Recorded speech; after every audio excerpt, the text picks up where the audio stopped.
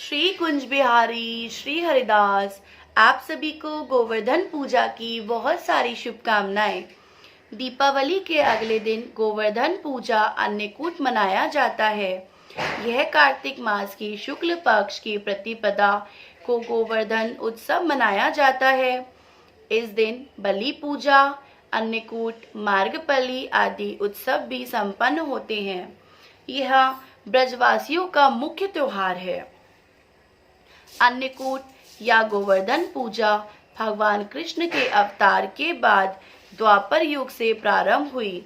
गाय, बैल आदि पशुओं को स्नान कराकर फूल माला, धूप, चंदन आदि से उनका पूजन किया जाता है।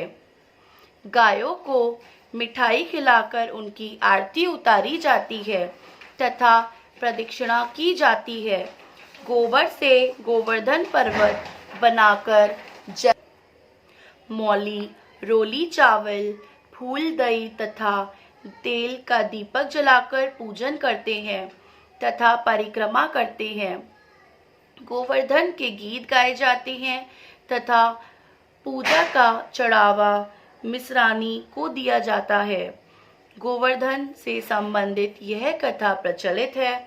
एक बार श्री कृष्ण गोपी गोप के साथ गाय चराते हुए गोवर्धन पर्वत की तराई में पहुंचे। वहां उन्होंने देखा कि हजारों गोपियां गोवर्धन पर्वत के पास 56 प्रकार के भोजन रखकर बड़े उत्साह से नाच गाकर उत्सव मना रही थी। श्री कृष्ण ने पूछने पर गोपियों ने बताया कि मेघ के स्वामी इंद्र को प्रसन्न रखने के लिए प्रतिवर्ष यह उत्सव मनाया जाता है। कृष्ण बोले, यदि देवता प्रत्यक्ष आकर भोग लगाएं तो इस उत्सव की कुछ कीमत है। गोपियां बोली, तुम्हें इंद्र की निंदा नहीं करनी चाहिए, इंद्र की कृपा से वर्षा होती है। श्री कृष्ण बोले, वर्षा तो गोवर्धन पर्वत के कारण भी होती है। हमें इंद्र की जगह गोवर्धन पर्वत की पूजा करनी चाहिए। गोप ग्वाल को कृष्ण की यह बात बिल्कुल ठीक लगी। वह सभी गोप ग्वाल अपने अपने घरों से पकवान लाकर श्री कृष्ण की बताई विधि से गोवर्धन पर्वत की पूजा करने लगे।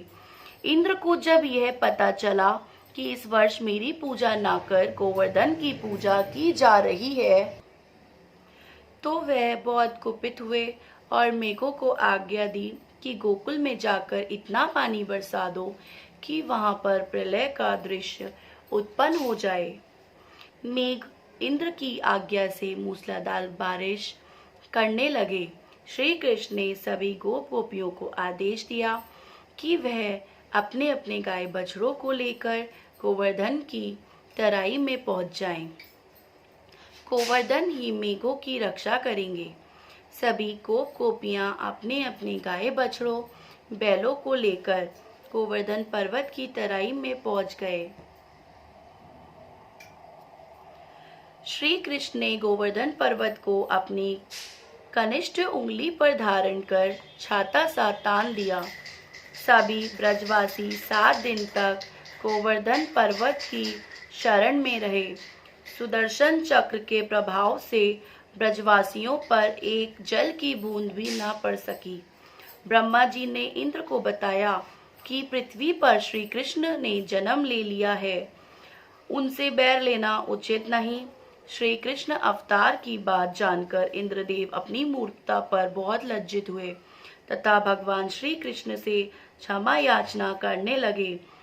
श्री कृष्ण ने 7वें दिन गोवर्धन पर्वत को नीचे रखकर ब्रजवासियों से कहा, अब तुम प्रतिवर्ष गोवर्धन पूजा कर अन्नकूट का पर्व मनाया करो।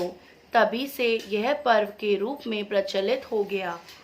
इसी प्रकार आज की कथा यहीं समाप्त होती है। आप सभी को श्री कुंज बिहारी श्री हरिदास।